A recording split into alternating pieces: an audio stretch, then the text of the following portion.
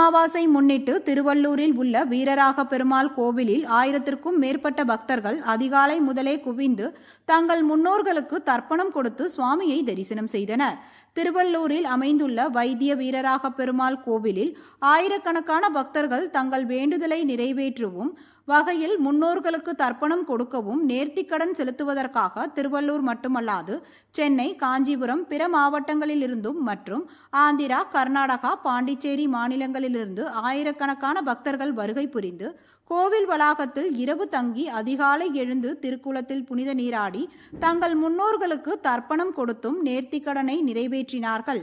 மேலும் 2 மணி நேரத்திற்கும் மேலாக பக்தர்கள் அதிகாலை முதலே நீண்ட நேரம் வரிசையில் நின்று சுவாமி தரிசனம் செய்தனர்.